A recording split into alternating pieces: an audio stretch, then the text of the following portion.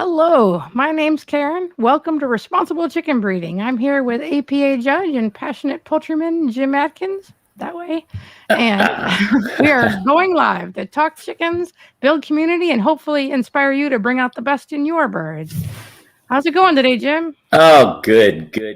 Very good. Can you hear me okay? Yep.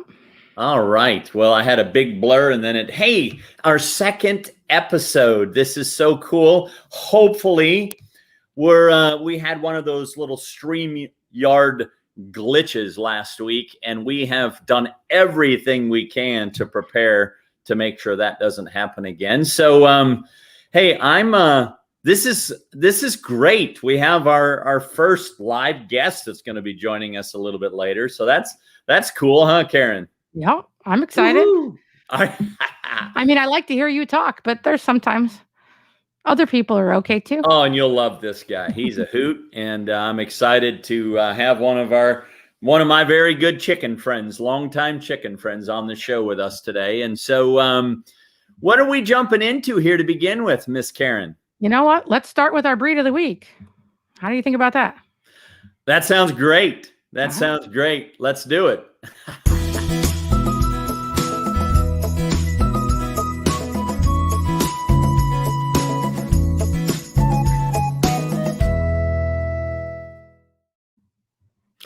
Well, I'm going to jump in here, and I'm going to tell you about, I have kind of my top favorite birds. And I suppose if you put me in a corner and said, what are your top three? I would probably tell you that the New Hampshire chicken is one of my top three chickens. And I'm going to tell you a little bit about it. I started to tell you last week, and I'm going to tell you again today, that so many of you are familiar with what we call a dual-purpose chicken. A dual-purpose chicken. And simply what that means is that chicken is good for meat, and that chicken is good for eggs. It has a dual purpose. But as I introduced to you last week, I told you that the black Australorp chicken it's a dual purpose, but it had a primary purpose of eggs. When it was first developed, it was definitely its focus and its primary purpose was one of egg production. And, the New Hampshire chicken is the same way. I love we don't have a ton of history about the New Hampshire, but what little history we have, it is so cool. I want you to remember this, that back pre-1950, in the late 40s and the early 50s, that's when the Cornish cross chicken, the Tyson chicken, a big, fast-growing broiler, that's when it kind of came on the scene. But prior to the Cornish cross broiler, do you know this, that the New Hampshire chicken and the Delaware chicken were the top two meat birds in North America, the top two meat birds? And so when the New Hampshire was developed, it was all about meat. It was all about meat. And we're I'm going to just tell you a little bit about it. Actually, we're going to get into a little bit more of the history later, but I want you to remember all the pictures you're seeing. A New Hampshire was primarily a meat chicken. And just like all of the other breeds, when you look at the standard of perfection, they all had standard weights. And I hinted at it last week that, that at some point we should talk about the value of weights and how important that is. But here's a couple of unique things about the New Hampshire. It has yellow skin. So, a broiler chicken, even our modern day broilers, they have yellow skin, and that's the color of skin on a chicken that we are most familiar with when it comes to eating it. They lay a brown egg. They have, you can see it in most of the photos, all of I mentioned last week, and we'll mention it with every breed that we talk about, and that is that there's several different kinds of combs, but a New Hampshire has a single comb. It has a single comb. And I'll also mention this. Now, this could take me down a rabbit trail, and I don't want to do that. But you know that the average chicken that is eaten in America across the globe is processed at about 37 days of age. 37 days of age. And when you talk about standard bred poultry, like all the different breeds in the standard of perfection, and when you talk about the birds, the chickens that really fed our forefathers and our great-grandmothers and our great-great-grandparents, you know, the fastest growing broiler type chicken was a Delaware, and that was about 12 to 14 weeks. About 12 to 14 weeks. Now, but a New Hampshire, it's in its heyday as a broiler, the ideal slaughter age was about 14 to 16 weeks. So I'll tell you a little bit more about the New Hams. They're in their heyday. They were a very desirable broiler. As I mentioned to you, they're their second fastest growing bird compared to a Delaware. And if you think and look about a lot of the industrialized, the hybrids, like you heard of a chicken called maybe you've heard of it called a Freedom Ranger or a Red Ranger or a Red Broiler.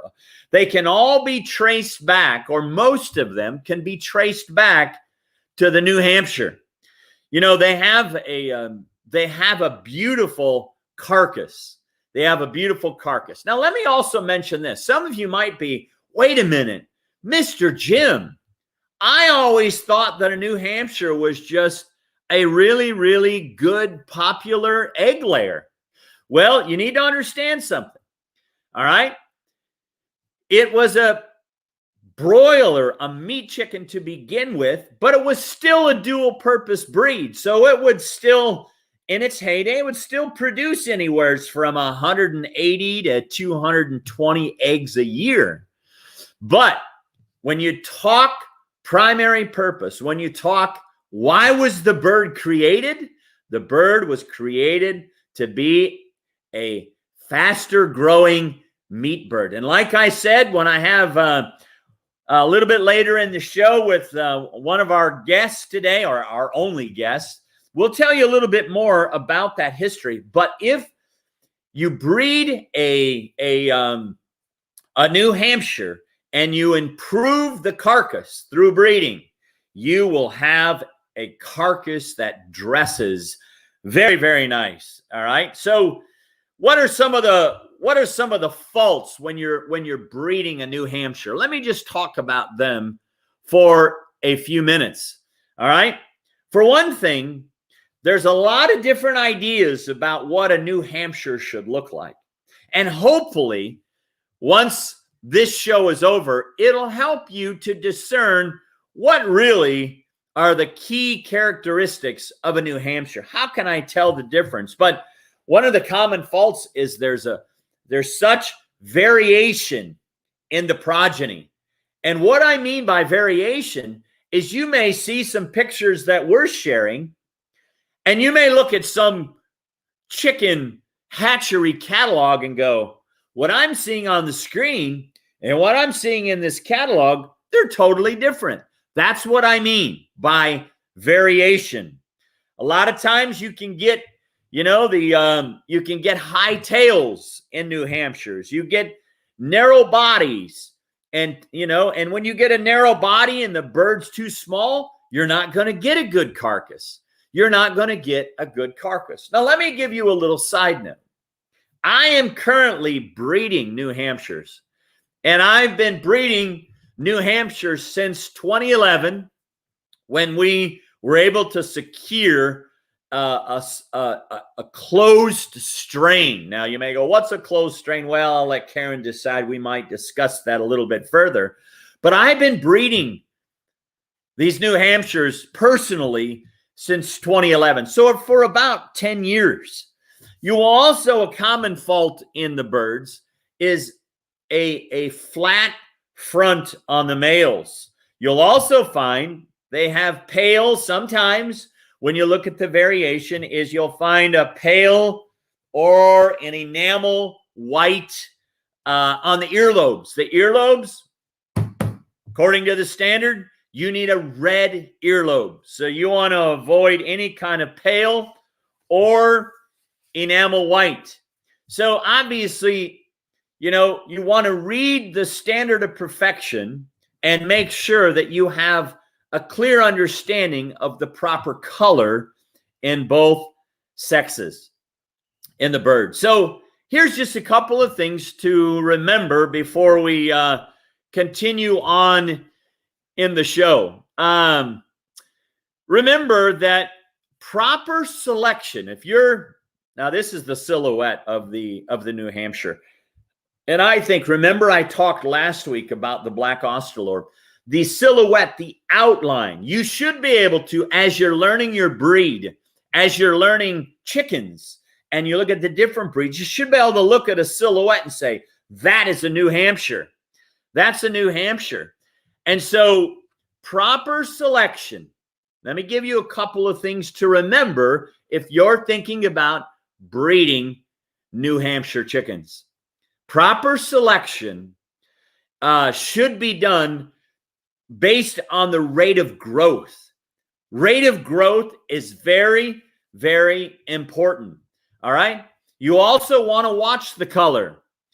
Sometimes when I hatch out a big batch, let's say 200 or 300 New Hampshires, there's going to be a lot of color variation. And you always want to select based on the proper color of the bird. So you want to pay attention to that.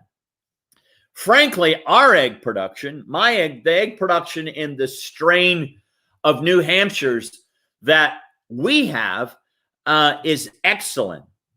Another thing you want to watch for is broodiness into the females. Now, I told you this last week about the Australorps, and I'm going to mention this to you. The same is true for a New Hampshire. And what am I referring to? Broodiness. Remember this, all right? New Hampshires, just like an Australorp, can be notorious for broodiness. Now, frankly, in the strain that I have, zero broodiness or minimal broodiness. And the reason I say that, well, the way that the strain became like that is I don't tolerate broodiness. If you want broodiness, you can breed it in or you can breed it out. But you do need to watch that when you're breeding a New Hampshire chicken. Couple other things. Remember, both the sexes tend to be too small, and too small a bird can be associated with small eggs. We need a good size egg, and remember, the tail is very, very important. You can see that in the pictures here. The tail angle, it's very important. That influences the shape of the back. And the back is one of the most important attributes of this breed. And so that's just a little overview of the breed. We're going to talk a little bit more about the history when we get our guest on. So I want you to notice I have judged Stephen Gribble he's been breeding New Hamps for a number of years. And I want you to notice, to me, I was grateful that Steve was willing to share these with us, because you can see the body type in these birds. You look at the female, number 2 there, picture number 2. She's a nice kind of short and cobby bird. All right. she's got depth of body, and so does the male in picture number 1. He's got depth of body, and he's not too long. I think the standard says that the back should be moderately long. We might have to revisit that, but you don't want a super long body. You don't want a super long body in the bird. So that gives you a little bit of description about the way that we want the body to look. So, Karen, where are we going from here? That's it. We're going to summarize this breed up and then get to the meat. To the meat, like the meat bird. That's right.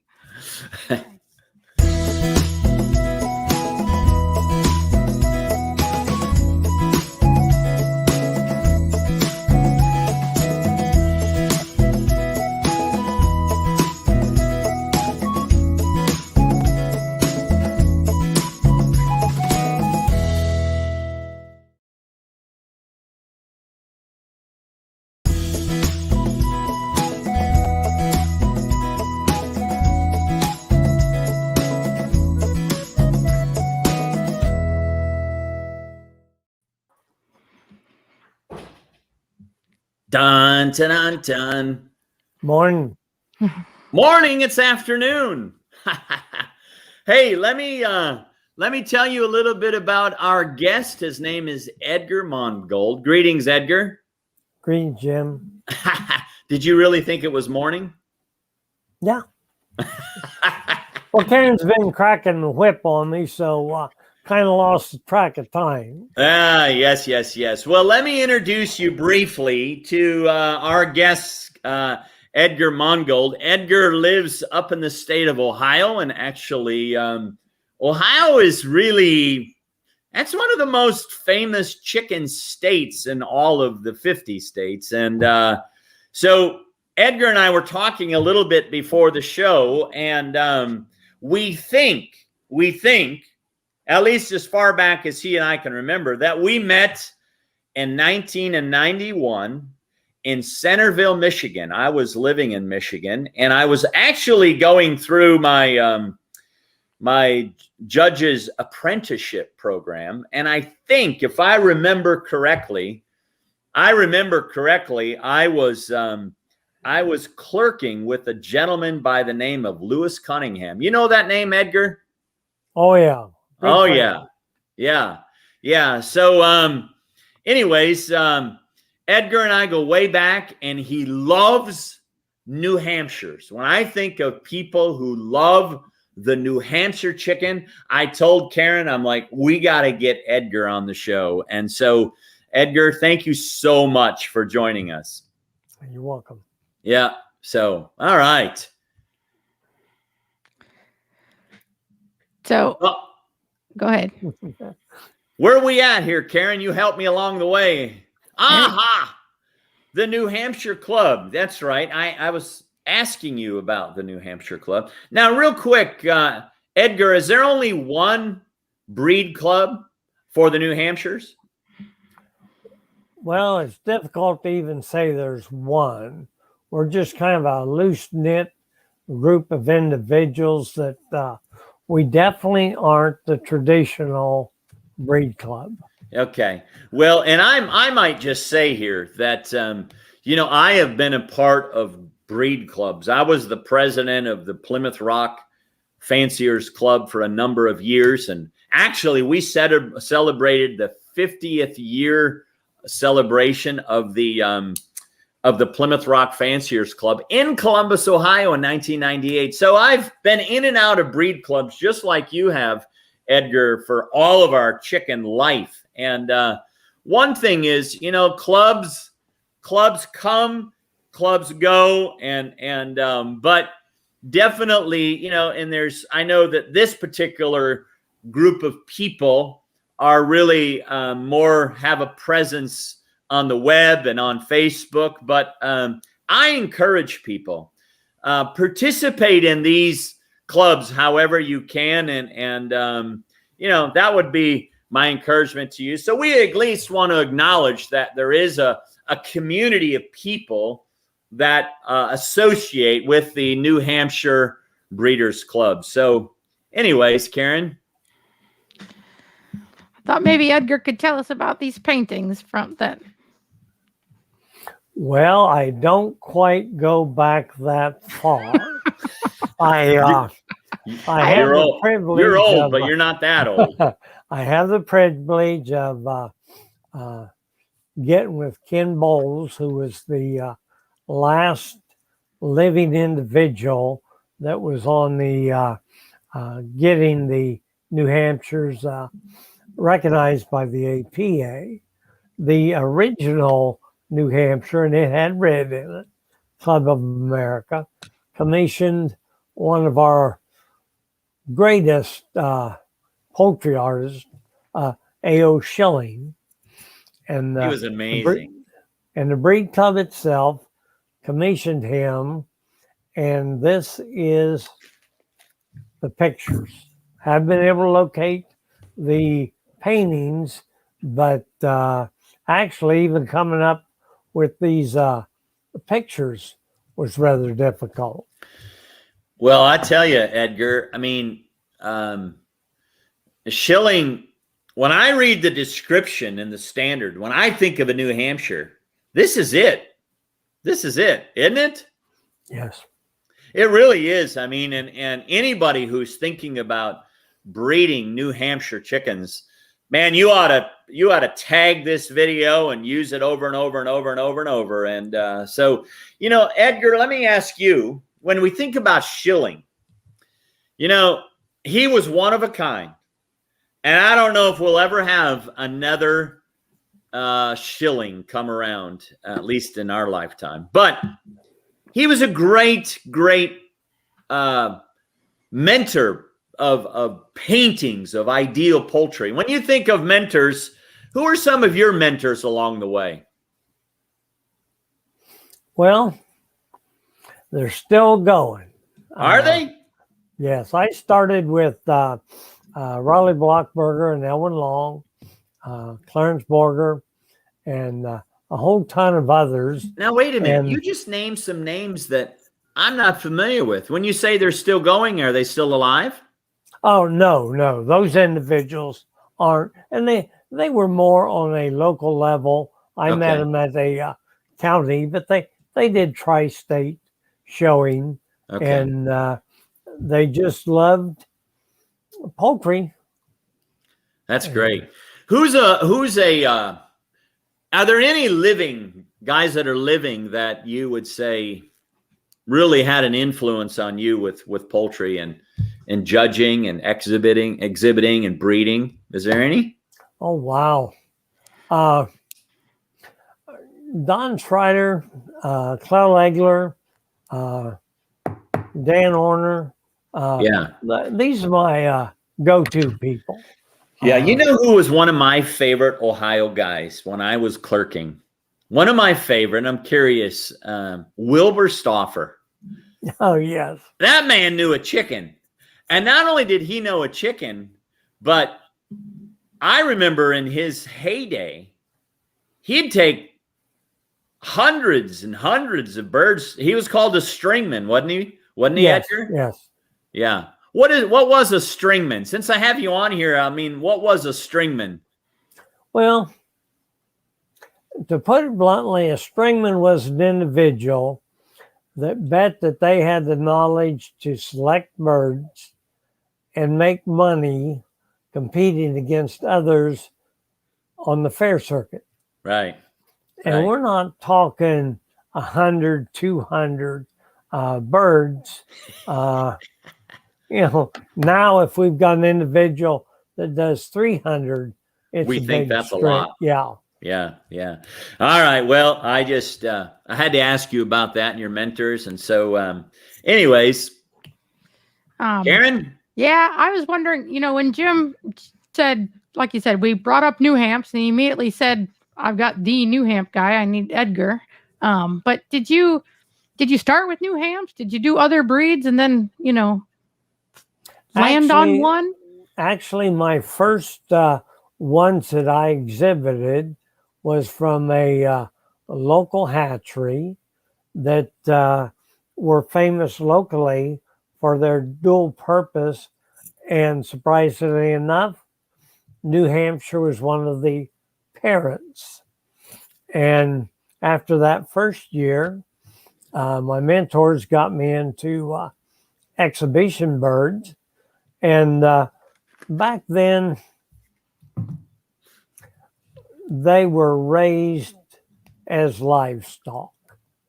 They had the old traditional, if it was dual purpose, it had to produce. Yeah. If they were like Cornish, they better be able to put the meat on. And our Mediterranean birds, the thing of it is, what a lot of people don't realize, that leghorns, there was a time when they were in the meat market. They were called squab broilers. So Edgar, you had New Hampshire from the very beginning. Yes, as a matter of fact, I had experience with Andrew Christie's line of New Hampshire. Did you really? Yes. Wow. And they were right. They were a more of a meat strain that was light. They were more of a biffish color, so that they would dress out well. Yeah, that's great. All right, I've got the big question for you. Jim, I think, covered that they were admitted to the APA in 1935. So that's more recent than a lot of birds, in the standard. So any ideas why they made a New Hampshire? Why weren't they satisfied with the birds that were already in the standard? Well, I haven't been able to track down the original chicken breeders from New Hampshire and actually southern Massachusetts that went into Rhode Island and brought Rhode Island's back. And then through their selection,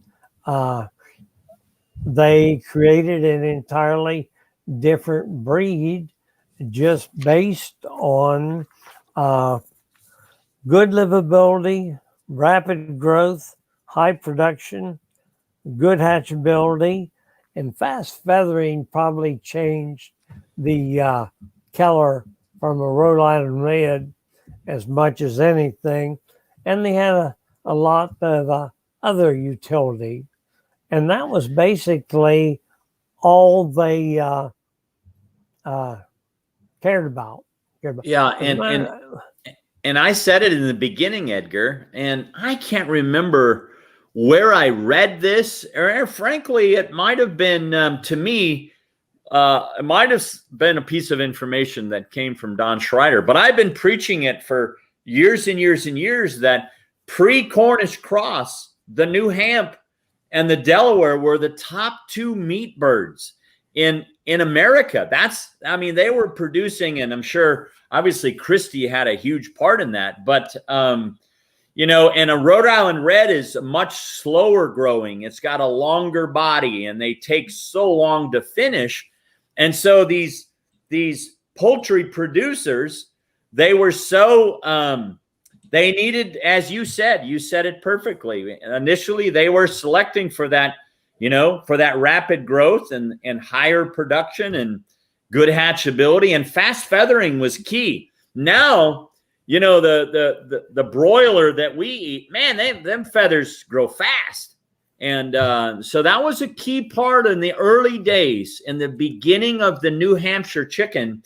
And the history that I read about Andrew Christie, it was definitely a utility bird that, to answer your question, Karen, they wanted utility, and meat was a huge part of that. And obviously they also wanted it to be able to produce eggs. So it's a really, really historical chicken when you think about, even though it's not as old as Rhode Island Reds and Buckeyes and Barred Plymouth Rocks, it was a pivotal, still is, in my opinion, a very, very pivotal chicken for all of the last 150 years of history with chicken. So is that kind of what you were looking for, Karen? Yeah. I just just checking. Trying not to get my feathers up, as a Rhode Island Red. Well, let me Enthusiast. interrupt listen. you, Karen.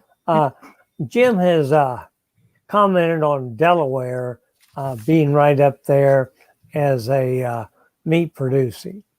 The Delaware is actually a combination of the New Hampshire and one of the probably number one bird in the nation, and that was the barred rock. And they combined those two and came up with the Delaware. Yeah. Well, and the other thing I want to add here, Karen, I know you're a Rhode Island Red breeder, and you love your Rhode Island Reds. And Rhode Island Reds, I can't wait till we discuss that breed somewhere down the road. But a Rhode Island Red, what it has done, it's so cool how each individual breed has impacted the poultry industry. And I mean, the Rhode Island Red and its history of so many others, and I know I'm not supposed to talk about Rhode Island Reds, but they are a true dual purpose bird when it comes to egg and meat, and we'll come back to that. But what about this? Don't you have that red New Hampshire? I still struggle. That's right. So you're telling me that they took Rhode Island Reds in whatever year they first started their project, but they turned them from the Rhode Island Reds from the new Rhode Island Reds into the New Hampshires with just selection. They didn't add any other birds in. They didn't. Yes, that's selection is that powerful. Yeah.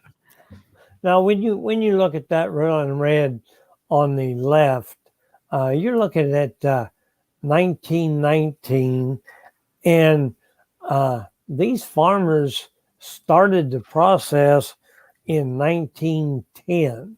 So this is actually what they started with, and now look at 1945, what it's developed into.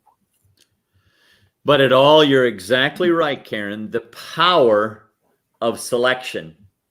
And I will preach that to my grave, to every chicken, whether you're doing for production or exhibition or whatever you're doing, the power of selection. So if I remember right, and I need to, Edgar, there were no other breeds that were brought in, were there? I mean, they made that we did this from selection from the Rhode Island Reds to the New Hampshires, correct? Yes, that's what the information states.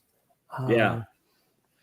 It says in the standard, the breed has come into being by a gradual process of development over a period of years, beginning around 19 and 15, from the foundation of Rhode Island Reds, first brought into New Hampshire from Rhode Island and southern Massachusetts.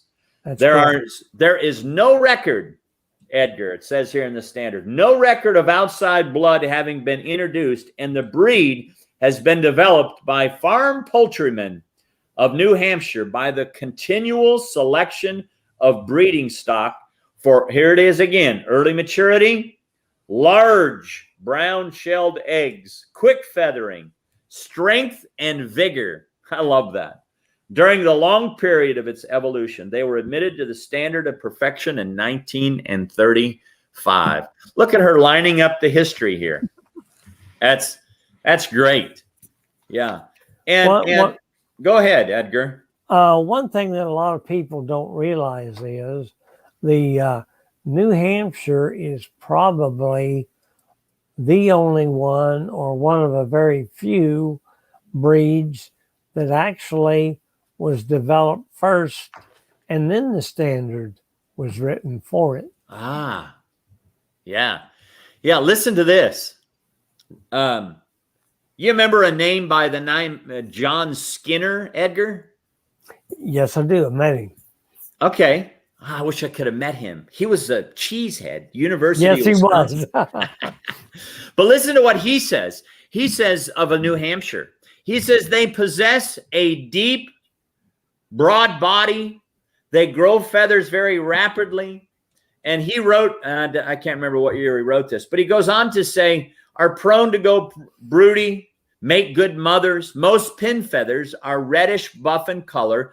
Therefore, he says, John Skinner says, do not detract from the carcass appearance as much as a white bird. The color is medium to light red and often fades in the sunshine. The comb is single, medium to large in size. The female often. And you notice this. And I looked and looked and looked and looked for one of my favorite New Hampshire heads. She's got a little flop on the back of the comb, on the single comb.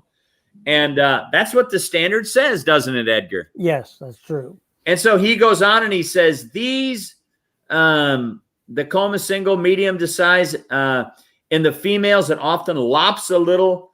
And these good medium-sized meat chickens have fair egg-laying ability. Some strains lay darker eggs. New Hampshires can be competitive, and they can be aggressive. I've learned that. So you got to watch that when you're breeding. And and you know what else is? They were initially used. This is so cool. They were initially used in the Chicken of Tomorrow contests back in the early 40s, which led to that whole contest is what kind of opened up the modern day broiler industry. So anyways, as you can tell, I get pretty excited about New Hampshire. So does Edgar. So well, let's see. In the Chicken of Tomorrow that Jim alludes to, the New Hampshire never won top spot. But when you look at the number that New Hampshire placed through the top 10, it's pretty impressive. Yeah. And let's see, where are we at, Karen? I'm so excited. I'm wondering if we can talk about, maybe the New Hampshire can someday be the Chicken of Tomorrow still. Well, I'll tell you this. Don Schreider and I and a couple of other guys, we talked about maybe a chicken contest called the Chicken of Yesterday instead of the Chicken of Tomorrow. It's the Chicken of Yesterday. But what did you look at this carcass? Yeah, Edgar, that's a mighty fine looking carcass on a New Hampshire that comes from Mr. Frank Reese. That's a good carcass on any of the heritage breeds. Yeah. And that. Yeah. Yeah. And this date, I think, Edgar, you said this data was straight from Frank's. Yes. The pounds and how many weeks and how much they dress out as. So. Yes, and I verified it. And the funny thing about it is, you would think that categories and the weights would be carved in stone. Yeah. They aren't. No. And I will comment on that one of the most valuable things that Frank Reese does. By the way, Frank has had a huge influence on my thinking about production qualities in standard bred birds.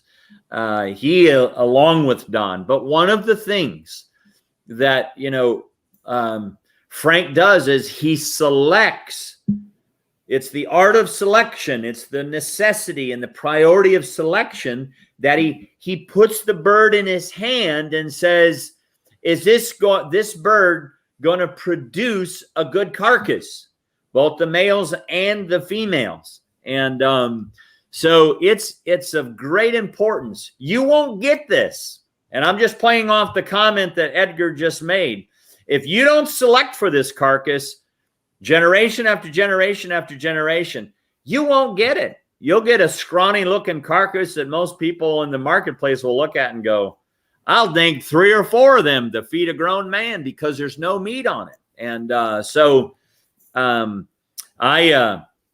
Frank Reese has really, really helped and challenged my thinking along the way. Matter of fact, I'll tell you this. I don't know if this fits in here, but I'm going to make this comment. I'll save that thought.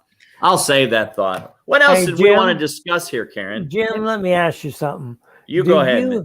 Do you remember the correct wordage that Frank says? The only way we're going to preserve. Oh, yeah. That's what I was getting at. And I went ahead and postponed it. Okay. Yeah. Well, this is what he said. Say this it now. is a quote. Okay, Karen, we'll wait. No, say it. Say it. Say it. Don't save it. Tell us. Yeah. He said, we must eat these birds to keep them alive. And I went scrambling for my pen. I was at Frank's house. This is right around 2009, 2010, right around in there. And he said, Jim, we've got to eat these birds in order to keep them alive. And I went scrambling for my pen. And that is foundational of everything I believe about standard bred poultry. He said, you got to eat these birds to keep them alive. And what he meant was, if they're not a bird that we can use for production, for eating, for production of meat, for production of eggs, we're going to lose them. And that's a fact. That is a total fact. Edgar, you and I have watched for the last 25 years, large fowl are getting less and less and less at the poultry shows. More bantams, more bantams, more bantams, because we're no longer eating them. They've turned into a hobby. And I know there's so many people that disagree with me, but that's okay. We got to eat these birds to keep them alive, right? So there you go, Karen. There you go. So the breeders that we're selecting and what they were looking for, you talked about rapid growth, high production, good hatchability. Who doesn't want good hatchability? Although that, again, still sticks with me a little bit. So you're telling me the Rhode Island Reds didn't hatch well, but we'll ignore that. Fast feathering. So they weren't really looking for a specific color. Like, they didn't say, I need to take this Rhode Island Red and I want to make it a multicolored bird so it's prettier, right? I mean, they were... No, actually what happens is, as you go for faster and faster feathering, you're going to lighten up that Rhode Island Red color. It isn't like they said, we're going to change this color because we want to be different from the Rhode Island Red. It just happened. Yeah. Well, here's the other thing. I'm writing this down. I want all of our listeners, you got to remember something. Color is important, but there's two other things that are more important than color. Number one is body type. Body type. Body type. The silhouette. Whether it's an Australorp last week, a New Hampshire this week, or when we talk about a Rhode Island Red or a Wyandotte or a Dominique, they all have different type. And type is first. And the second thing is standard qualities. So that's leg color, skin color, eye color, kind of comb. Standard, what the standard says about specific qualities. Color's third. So really, in a sense, Karen, they did say, wow, we have these other qualities, and color wasn't the primary issue. It is important. We have a written description now in the Standard of Perfection about the color of a New Hampshire, but it was definitely not the priority in the beginning. Are you getting it, Karen? I am, but I just can't. I keep thinking that this happened, in the 20s, right? So the 20s, by the time it actually finished, it takes a while.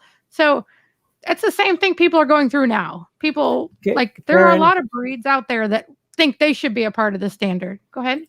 I'm going to give it to you so it's simple. You're raising Rhode Island Reds, right? Mm-hmm.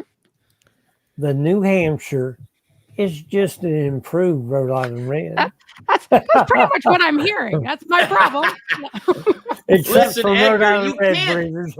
Edgar, you can't keep taking jabs at the Rhode Island Red. Rhode Island Reds are great chickens, and you've got some great, we're losing our large fowl Rhode Island Red breeders too. That's why, Karen, what you're doing with, and I know I'm not supposed to pump up your head, but what you're doing with the Red. On. Yeah.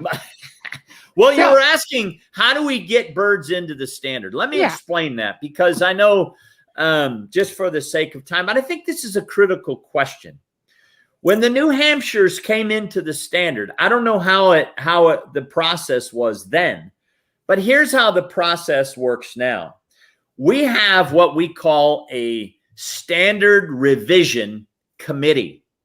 And that standard revision committee is appointed by the directors and the officers of the American Poultry Association. So when someone wants to get a breed, I know plenty of them. I'll give you an illustration. There's a chicken called a cream leg bar. It's not in the standard of perfection, the American standard of perfection. It is in the British standard. In order to get that cream leg bar into the standard of perfection for the American Poultry Association, there's a submission process. And that submission process is actually, it's on the website of the American Poultry Association, and there's guidelines, and they ask you. So anybody, now it's not easy process, but anybody with a breed, or they think is a breed, or a breed from the UK, or a breed from Germany that they want, I was a part of, one of my greatest waterfowl friends is Dave Holdery. And Dave was very instrumental in getting some breed, the silver Appleyards of the Saxonies. I was working closely with Dave Holdery when those two breeds from Europe got into the standard of the American Poultry Association. So there is a process. And if you want to champion, hey, we're going to get in what's that one called? The sunflower chicken. No, the something flower. Swedish flower. There is the Swedish flower. And anybody who has Swedish flowers who's listening, you're like, Jim, you didn't even say it right. Just please forgive me, because there's all kinds of other new little breeds that have come from the UK and other places into the United States. But does that kind of answer your question, Karen? Yeah. I'm just thinking, back then, all the people, you've always got this struggle between, I'm going to say the old people and the new people, but age is not the issue. It's the long-standing poultry people, and the newer, is why do you need new breeds? Isn't there enough to work with? So I'm just thinking that even back then, it would have been the same way, that.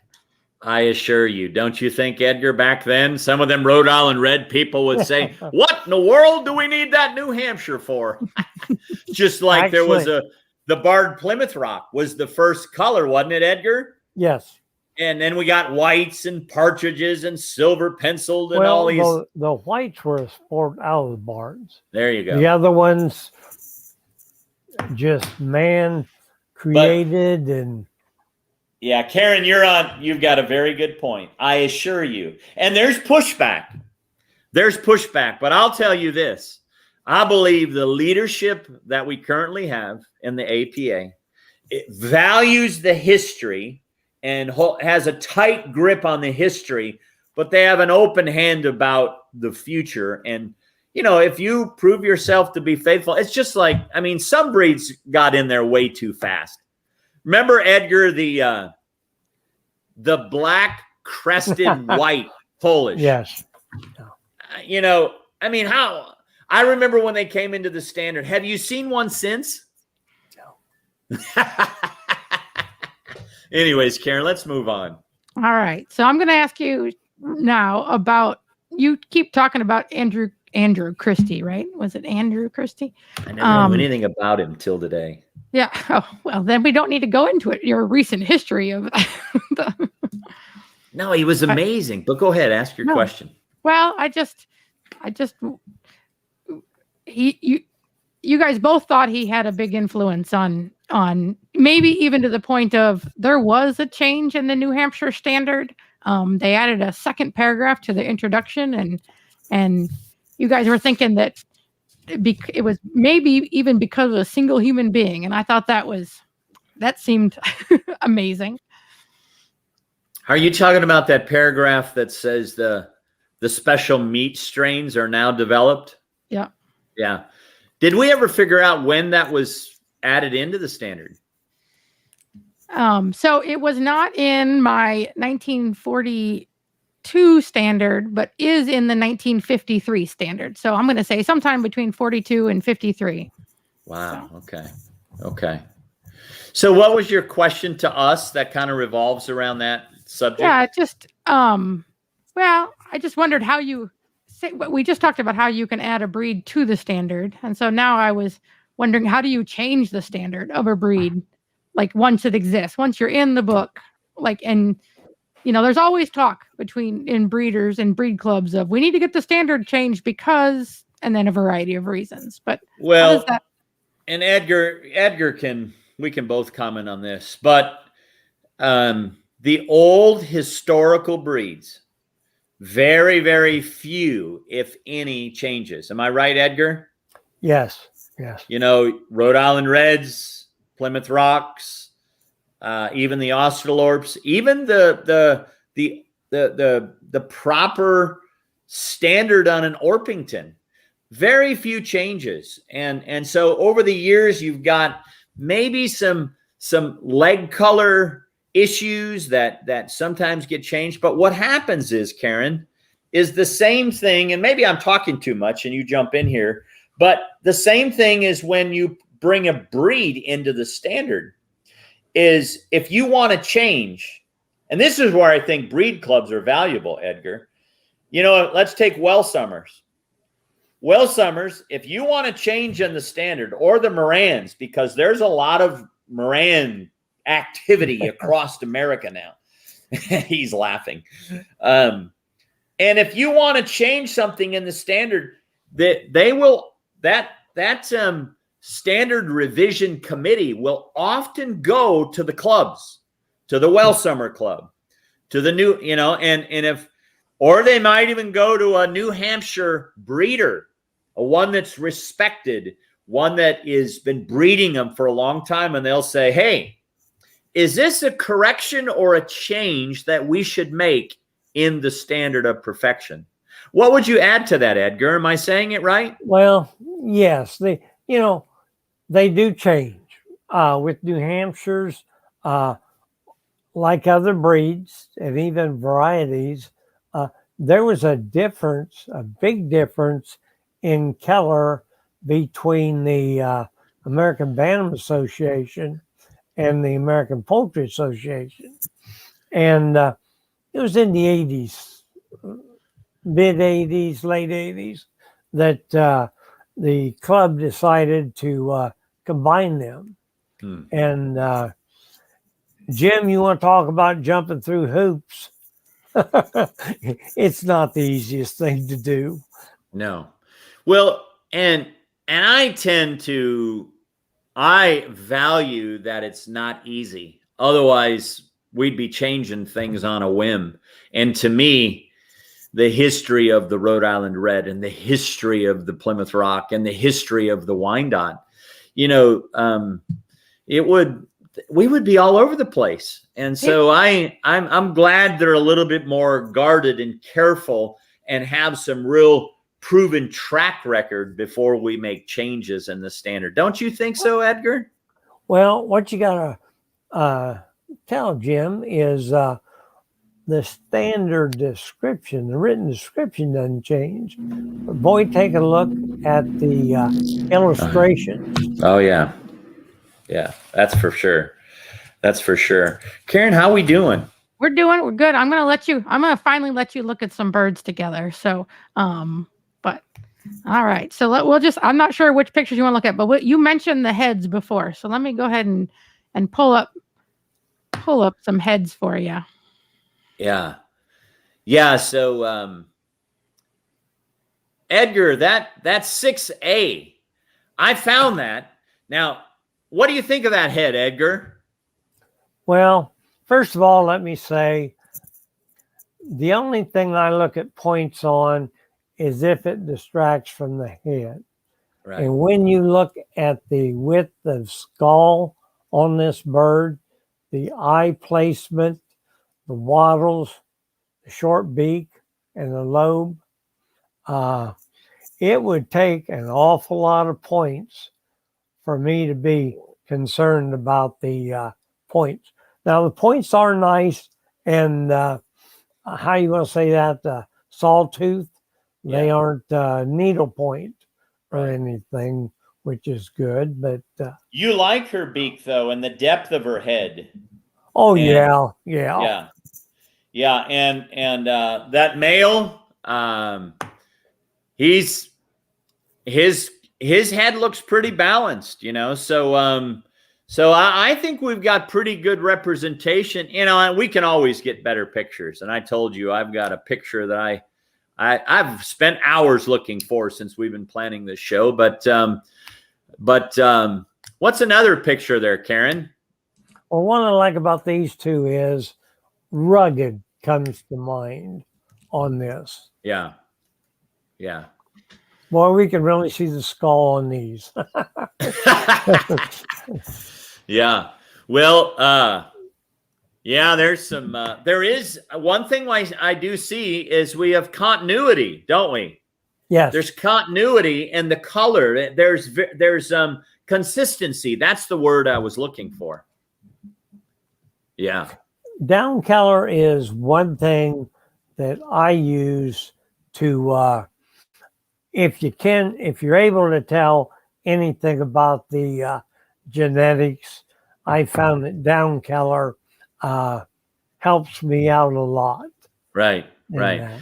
Edgar, comment on these bantams here. Obviously, again, pictures don't always do us justice, but you really like these, don't you? I like the female a whole lot more than I do the male. I would like to see him a little more cobby, which he's got a decent width of back, but if he was more cobby, I think the width would be better. Both bantams, what can I say? Wing carriage is a constant battle. And these, they've got decent wing carriage in that. Yeah, yeah. When you're saying cobby, what word are you using? You're not going to find that in the standard. Well, explain it. Explain it, Edgar. Wow. Well, Jim used that word too, so you're not the only one. I just don't know what it means. It's kind of like one of them terms that people use, like in Old English, they say they want the body to feel corky.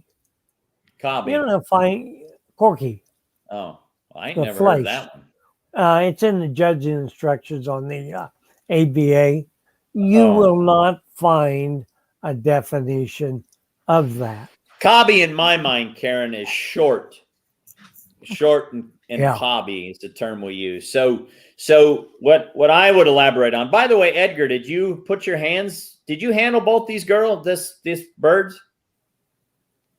Hell, they were at my place. She still is. Wow. Well, no wonder you like them so much. But why would you keep something you don't like, right? The key is this: he's handled the birds and he's familiar with their breeding, and so this is good stuff. It's very, very good stuff. One thing I'll brag on that female on, she came back in even, which has been a real problem on the bantams, but she is laying at 3 years old as good as pullets. And now listen, I really like.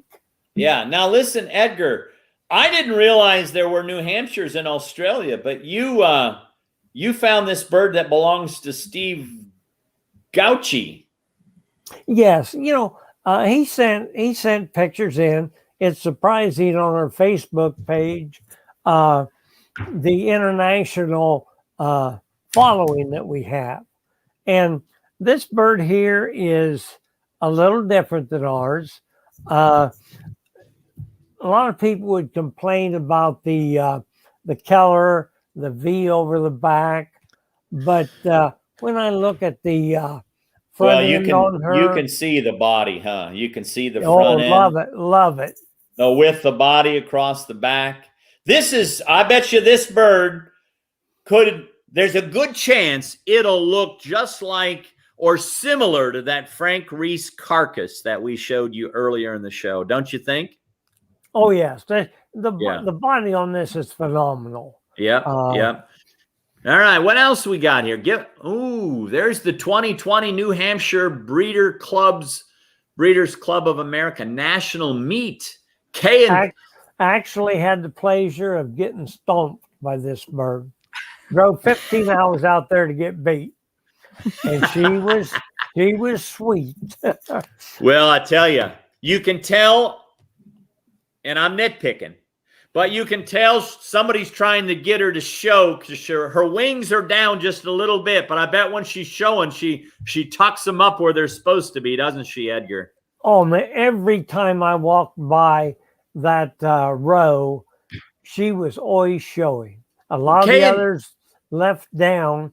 Okay, Karen, that is what I call cobby, for want of a better word. She still doesn't get it, but that's okay. No, that's okay. I don't yet. I haven't yet moved to the better breed. I'm still stuck on the. Hey, Edgar, before we move on this picture, K and K Bantams, where do they live? I think they're in Texas. Okay. It's a father and daughter combination. These are Lone Star New Hampshires. And the funny part about it is their grandson, Keith's grandson, has been waxing him all year long with a bird that Corey picked out when he was just a young bird. So Grandpa's had to take kind of a back seat to him. Yeah. Well, there's a couple of males. These are both from Steve's place. Again, the number 8, he's probably, he looks like he's got his head way up, and he's probably watching out for the females. But on number 9, this male was probably just, maybe getting ready to peck something on the ground. But I do want you to notice, Edgar, on that number 9 male, I like his body. It's got depth. It's got depth. It's got a good front on it. I mean, when you look at type, do you like that bird, number 9? I like him. Yeah. Not that it has anything to do with his body, but that wing carriage is phenomenal. But it really is. You're right, Jim. Disregarding that altogether, the width, the back, the depth, and he's not a long bird. He's short like they're supposed to be. I actually, and I'm not sure where it came from, but I'm a little frustrated with some too much length that I've got on my current generation that I'm growing out. And so when Steve sent us this picture, I definitely wanted to comment on this bird. So female, and same with the females. I like the body type. Again, Edgar, the female number 10, her wings are up, aren't they? Yes, both up of them where are. we want them to be. How do you like her tail angle on bird number 10? Well, she's got a decent tail angle, but there's something about the tail, the main tail feathers themselves. Yeah, it could be. It's dark, little darker picture, but anyways, I know Steve is doing he's doing a great job and spending a lot of time on his New Hampshires. Now, Edgar, here, this is another one of our ideal pictures, is it not? That's what I try to breed for, and mine are still a work in progress. Those are ones I keep prints of just to remind me what to look for. Yeah. Well, and you think about it, you're still working on this. You started, 80 with the first bird you got. So can you imagine if the standard revision committee went ahead and changed the standard on you that you've been working on all those years? So. That's a great comment there. Yeah. Karen, see, I totally agree with you. And so it's that's a good thought. Yeah. So I'm trying to so I can't get I've lost my mouse. There it is. So that's basically it here. So you want to thank Edgar, Jim? Oh, Edgar, we got to do this again, and we are very grateful. Thank you very much. You put a lot of preparation and your lovely wife helping you get all in sync with all the modern day electronics. And Edgar, you are a great blessing to the poultry world. And we didn't even talk about Saramas and the history of Saramas in the last 15 years. But I want to thank you because it made putting up with Jim a lot easier. we go back too far not to run on each other. No, well, I really appreciate all the effort you put in and the time you put into this. I couldn't have asked for more. So I thank you.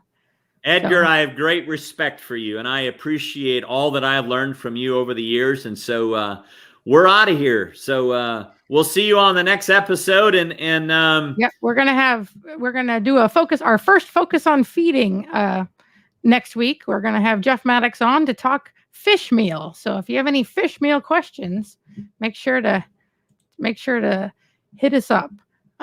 So that's it for today though. Awesome. All right. See you guys.